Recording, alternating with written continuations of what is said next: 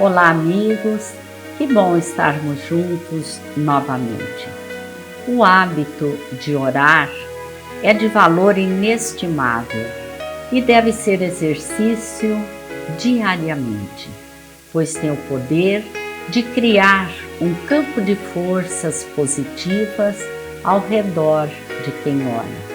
Assim, a pessoa que ora transforma-se em um foco irradiador de energias salutares que beneficia a si mesma e a quem se encontra no seu campo de ação. Hoje vamos enfocar o tema Tríade Luminosa: oração, meditação e caridade. E temos a imensa alegria de contar com a presença de Alberto Almeida, que é diretor da Associação Médico Espírita do Pará e do Jardim das Oliveiras, médico clínica geral e homeopata, terapeuta de família e transpessoal, trabalha na educação e na promoção social das famílias abaixo da linha da pobreza no Jardim das Oliveiras.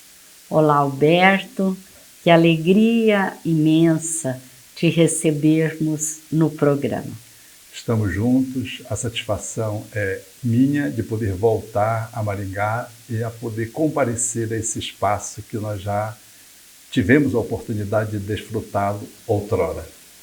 Alberto, nos permita contar àqueles que estão nos acompanhando que, ao iniciarmos esse programa, em 1998, há 24 anos, ao vivo, e estando você em nossa região, você foi o primeiro entrevistado do programa.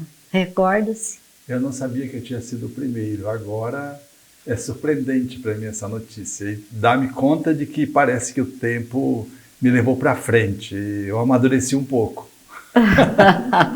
Nós, né, Alberto? Com certeza. Alberto, o Espiritismo é uma doutrina que muito nos orienta sobre a importância dos hábitos saudáveis para garantirmos o nosso equilíbrio físico, psíquico e emocional, né? E a oração é a mais importante das recomendações. Como entender o efeito da oração para o restabelecimento deste equilíbrio em nós? Quando oramos, nós repercutimos no corpo tudo quanto nós mobilizamos no campo das energias sutis. Somos capazes, num ato, por exemplo, de estresse, abrirmos um espaço no estômago de ferimento, uma úlcera de estresse, em questão de alguns minutos, às vezes em menos de um minuto. O nosso corpo, ele reflete o que pensamos, o que sentimos de forma imediata. Basta que possamos lembrar de um limão aberto, por exemplo, próximo da nossa narina, e só de criar essa imagem, a nossa boca se enche de saliva. É uma comunicação rápida e que proporciona um efeito fisiológico imediato. A oração está nesse campo, portanto, igual a todas as outras formas de pensamentos, sentimentos e desejos que nós manifestamos. Quando oramos, nós refinamos a nossa estrutura vibratória para estabelecermos um impacto no nosso corpo físico que é de natureza superior, porque a oração traduz o refinamento de um psiquismo que se conecta com a divindade e proporciona às nossas células um banho de energias imperceptíveis, afetando a nossa neuroimunidade, portanto, atuando no sistema nervoso central e nas nossas glândulas, e gerando, portanto, todo um impacto pacificador, positivo e propiciador da nossa imunidade ser acentuada, ser mobilizada. Então a oração, ela não é só um ato reflexivo no campo da mística, é um ato físico, é um ato orgânico, é um ato biológico. Alberto, e como deve ser a nossa oração para atingir os resultados desejados, esperados? Devemos sempre buscar o divino como alguém que se aproxima de uma pessoa muito amada. Desejamos, depois nos aproximamos e estabelecemos um contato fecundo. Assim é a oração com Deus. Pensar em Deus, segundo os espíritos disseram Allan Kardec, aproximar-se dele para poder manter uma comunicação com ele, são os 3 passos de intimidade com a divindade. A partir dessa intimidade, a nossa comunicação pode se estabelecer através do pedido, através do agradecimento e através do reconhecimento. Ou seja, quando nós estabelecemos um nexo com a divindade e solicitamos, nós estamos num espaço sagrado de poder recepcionar aquilo que a divindade pode nos oferecer. Quando agradecemos, significa que já amadurecemos e já reconhecemos o quanto o divino nos oferece, que passa imperceptível ao olhar comum. E quando louvamos a divindade, significa que nós já conseguimos perceber a divindade e glorificá-la, independente de tudo que se nos acontece. Essas 3 manifestações, segundo os espíritos disseram Allan Kardec, elas funcionam como sendo um impulso aonde a criatura e o Criador se conectam, se unem. E aquele que é a criatura, o filho em relação ao pai ou à mãe, desfruta das energias divinas. É um fluxo, portanto, divinal, que nos perpassa o psiquismo, vindo das entranhas do ser, impregnando o ego e influenciando toda a nossa estrutura psicoemocional e biológica. Então, orar é um ato de saúde mental e de prevenção contra as doenças. E orar em favor de alguém pode ajudar o destinatário, mesmo que ele não esteja em uma sintonia adequada, ou seja, que ele não esteja receptivo àquela vibração, àquela emanação? Sim. Se o destinatário está sintonizado, melhor. Se não está, poderemos usar uma imagem comum na Terra. Nós fazemos um investimento em alguém e fica como que num banco de crédito, de investimento que fazemos em prol daquela pessoa. É uma intercessão superior. A pessoa pode se mostrar refratária porque está psiquicamente numa situação desfavorável e não consegue absorver o tanto que é da nossa intercessão. Todavia, uma prece de mãe ao divino, a um filho que está translocado e que não se beneficia de uma forma muito pronta, na intensidade com que aquela mãe ora, significa dizer que aquela intercessão continua no campo vibratório do universo em prol daquele filho amado que deverá se beneficiar quando abrir comportas de sintonia mais favoráveis. A mãe de André Luiz o fazia durante 8 anos e ele era refratário, mas quando ele abriu um espaço, os benfeitores, em homenagem àquela mãe, o resgataram da situação crítica em que ele se encontrava para as câmaras de retificação em nosso lar. Fala-se muito em meditação. E essa é outra orientação que recebemos também da doutrina espírita, não é? Quais são os objetivos da meditação e como deve ser feita? Como ela atinge o seu objetivo? A meditação, nascida na cultura oriental, o Espiritismo pôde contemplá-la com Allan Kardec tratando do assunto de forma ainda que muito ligeira, mas ganhou desdobramentos naqueles que seguiram Kardec, como Leon Denis, e depois em outros espíritos, que trouxeram contribuições admiráveis para que pudéssemos entender a importância da meditação como um ato de se conectar ao fluxo divino, como diz o Espírito Joana de Ângeles através de Divaldo Franco. Ensejando-nos, portanto, que nesse vínculo com a divindade, desfrutemos dessa fonte generosa através da qual nós nos nutrimos, nos colocando em condições de poder não só ganhar sustentação vibratória, como também podermos ganhar a iluminação através dos insights. Tenho a oportunidade de ver inúmeras situações no campo médico cujas pesquisas relatam a saúde física sendo beneficiada pela meditação através do relaxamento, através, portanto, daquilo que se contrapõe ao estresse, à vida afobada, ligeira, e funcionando como um antídoto para que doenças não se concretizem no corpo físico como resultado de uma vida desalinhada. Mas isso é apenas um pouco do que a meditação pode proporcionar, um sono reparador para alguém que relaxa e dorme bem. Isso é muito pouco. É muito bom, mas é muito pouco para tudo que a meditação pode oferecer. A meditação nos proporciona um nexo com a divindade num movimento iluminativo de superação das nossas imperfeições.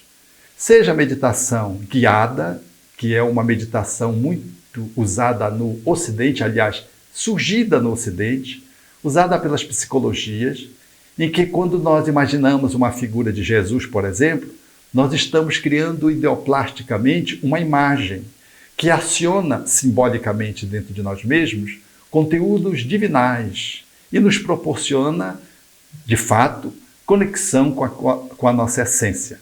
Seja a meditação simples, por exemplo, quando levamos as crianças ao parque, ao jardim, e fazemos ela tocar as flores sem arrebentá-las, cheirar os seus perfumes, quebrando, portanto, aquele vício nocivo de que não podia cheirar flor porque senão entrava um bichinho no nariz, como a minha mãe dizia, né? Infelizmente. Podemos fazer essa exploração da natureza com aquilo que a gente chama de meditação ativa. Tanto o adulto quanto a criança podem fazer isso.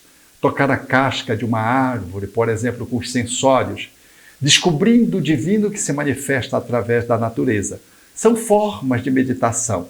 Até aquela que Santo Agostinho nos sugere em O Livro dos Espíritos, que é a meditação reflexiva, onde nós analisamos no final do dia, repassamos o nosso dia, avaliando o nosso comportamento, na companhia de amigos espirituais, tudo aquilo que se nos aconteceu de positivo e de negativo para que possamos conhecer-nos a nós mesmos mais intensamente, promovendo a nossa reformulação moral. Até aquela que se mostra como um mergulho no espaço do silêncio. O espaço do silêncio é a alma na sua essência, onde não há um vazio do nada, há a plenitude de Deus que nos habita. Alberto, e você teria assim uma orientação em como praticar a meditação? Porque a gente ouve muitas pessoas dizer que tem uma dificuldade tão grande na concentração, né? Em silenciar o pensamento, né? Como fazer? É curioso, eu escrevi o livro Espiritismo e Meditação e evitei dar exemplos, porque eles são técnicas que se expressam variadamente de conformidade com a cultura, com o lugar, com a abordagem que se faz. Tem inúmeras técnicas, todas elas são louváveis. Eu me detive em não oferecer nenhum exemplo, porque isso poderia se transformar num ritual. O Espiritismo não detém rituais. E fiquei numa abordagem mais teórica, sugerindo os valores, a importância, o objetivo da meditação e alguns aspectos genéricos, gerais. Mas a meditação, ela pode se concretizar desde o ato simples de apenas concentrar-se na respiração, ou então contemplar a natureza e ficar ali sozinho, sem falar nada, contemplando. Quando, por exemplo, nós nos concentramos na respiração e respiramos profundamente, concentrado nela, e fazemos isso 2, 3 minutos quando levantamos, isso já é uma meditação, isso já nos relaxa, porque nós levantamos tão apressadamente e tão agoniadamente que não conseguimos perceber que saímos de um despertador que nos propõe sair da cama ligeiramente e já saímos com uma fisiologia alterada. Então, sentar na cama, sentir o corpo e respirar 3 vezes, por exemplo, 4 vezes, concentrado na respiração profunda, isso é um ato meditativo. Ou então, por exemplo, fazer assim e pensar, cheguei, e soltar o ar em casa. cheguei no meu corpo. Quer dizer, é uma coisa tão simples. Cheguei em casa. E posso complementar, em paz. Isso é um gesto simples que pode ser usado em qualquer circunstância e que nos faz relaxar, diminuir o batimento cardíaco, relativizar a pressão arterial que às vezes está alta, diminuir a tensão psíquica e a ciclagem cerebral que às vezes está exagerada e descer para o nível mais suave, o estado alfa, nos permitindo conexões saudáveis, positivas, ante aquilo que vamos fazer, ou ante um problema que temos que resolver, ou simplesmente depois de uma jornada que nos atordoou o corpo físico, a mente, a emoção, um estresse. Esse exercício que a gente faça, por exemplo, por 5 minutos, ele vai nos trazer o reconforto.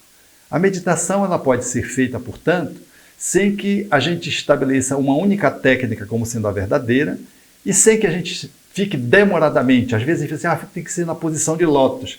Aí eu imagino as pessoas que não têm as pernas, ou as pessoas que têm, por exemplo, um problema no calcanhar, ou que têm as dobradiças inchadas, por exemplo, que não podem ficar numa posição de lótus, não vão meditar por causa que não pode ficar na posição de lótus. Essas modelações, esses formatos culturais, eles são todos louváveis, mas eles não são, de modo algum, a regra básica e fundamental e a única verdadeira para que se possa meditar. Sentar de uma forma confortável para poder estabelecer a meditação é saudável do que ficar numa posição desconfortável. Mas ficar muito confortável talvez nos leve ao sono e nos impeça de poder fazer uma meditação cujo objetivo naquela circunstância é buscar dentro de nós recursos para lidar com a impaciência ou então a solução para um problema. Então veja que o tema é muito vasto e a gente pode navegar e utilizar várias possibilidades, várias técnicas, desde a meditação chamada imaginação ativa, onde a gente cria imaginativamente algo que nos acione simbolicamente o nosso íntimo, até a busca do estado de silêncio, que é um momento onde você se conecta com o divino que nos habita. Alberto, Allan Kardec apresenta em toda a codificação espírita, nas suas obras, nas obras básicas, a caridade como essencial. Um dever mesmo para aqueles de nós que queiramos encontrar a verdadeira felicidade. Tanto que a frase fora da caridade não há salvação é entendida como sendo a bandeira a ser seguida, não é? Qual o sentido da caridade na visão espírita? Quando Kardec afirma que fora da caridade não há salvação, ele categoricamente nos diz que sem amor ninguém se liberta.